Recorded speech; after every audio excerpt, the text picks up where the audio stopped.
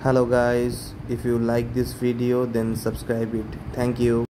জ্যোতিষ পদার্থবিদ্যা এইচ.এন. রাসেল 1877 খ্রিস্টাব্দে জন্মগ্রহণ করেন, 1957 খ্রিস্টাব্দে মৃত্যু হয়। জ্যোতিষ্ক সমূহের আলোর সাহায্যে তাদের অভ্যন্তর সম্বন্ধে গবেষণা শুরু হয় 19 শতকেই বর্ণালী বিজ্ঞানের নানাবিধ আবিষ্কারের ফলে। অতঃপর 20 শতকে জ্যোতিষ পদার্থবিদ্যার বিজ্ঞানের একটি স্বীকৃত শাখা হয়ে ওঠে। ল্যাবরেটরির কাজ আর মানমন্দিরের কাজ মিলেমিশে এক হয়ে যায় এই শাখায়। গোড়া থেকেই ভৌম পদার্থবিদ্যার সঙ্গে জ্যোতিষ পদার্থবিদ্যার চরিত্রগত পার্থক্যটি এই যে জ্যোতিষ পদার্থবিদ্যা যেসব গঠন বা সংস্থানের হাদিস দেয় সেগুলি কেবল দেশ নয়, কালের সঙ্গেও সংশ্লিষ্ট। 1914 সালে এইচ.এন. রাসেল বর্ণালীগত বৈশিষ্ট্যের ভিত্তিতে নক্ষত্রসমূহের যে শ্রেণীবিভাগ করেন তা অভ্রান্তভাবেই একটি বিবর্তন ক্রমের দিকে অঙ্গুলি নির্দেশ করে।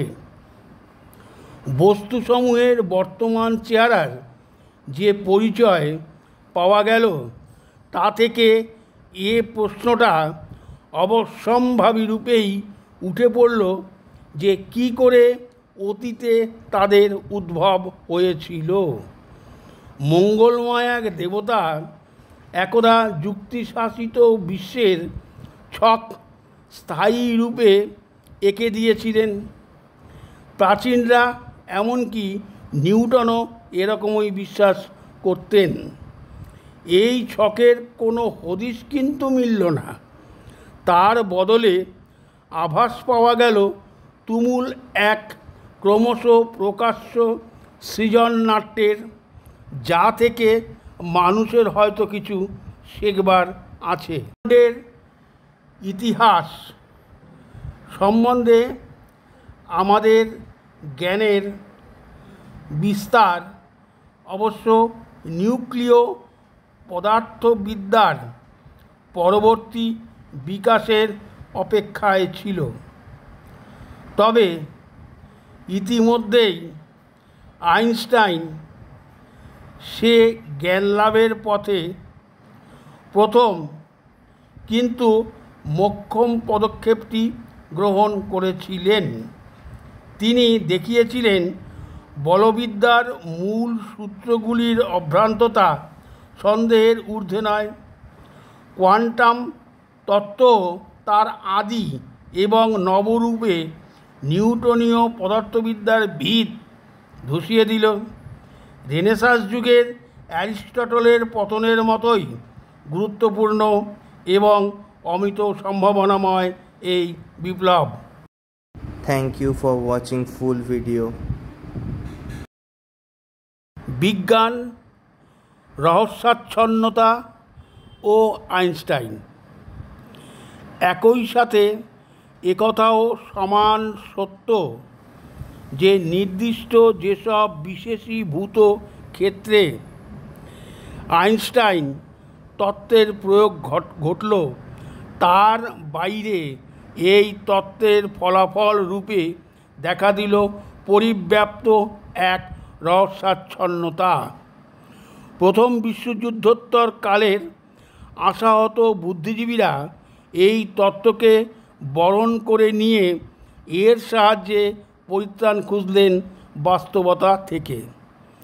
আপেক্ষিকতা কিংবা সব কিছুই আপেক্ষিক অথবা কি বোঝাতে চাইছো তার উপরেই সব কিছু নির্ভর করছে, এই সব কথাতেই তখন বাজিমাত হয়ে যেত। সে সময় বিজ্ঞানের দুরূহ রহস্যগুলিকে সরল ও জনবোধ্য করে যত লেখা প্রকাশিত হয়েছিল তার অধিকাংশেরই মূলে ছিল এই আপেক্ষিকতা।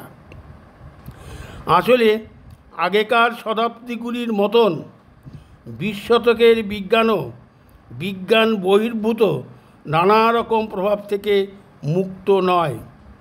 যতই প্রতীক নির্ভর ও গাণিতিক সূত্র নির্ভর হয়ে উঠুক, বিশ শতকের বিজ্ঞানের মধ্যেও বাস্তব বিচ্ছিন্নতার অনেক পরিমাণেই রয়েছে এবং শেষ বিচারে এই বাস্তব বিচ্ছিন্নতার ভিত্তি হলো ধর্ম, যা আজকে বেশ স্পষ্টতই পুঁজিতন্ত্রের কার্যকলাপকে আড়াল করার জন্য কাজ করে চলেছে।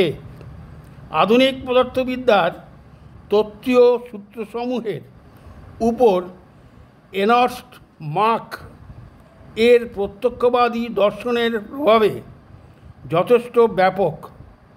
বেশিরভাগ পদার্থবিদই তাদের শিক্ষাকালে এই প্রত্যক্ষবাদকে এমনভাবে হজম করে ফেলেছেন যে তাদের ধারণা ওটা হচ্ছে বিজ্ঞানেরই এক অবিচ্ছেদ্য অঙ্গ।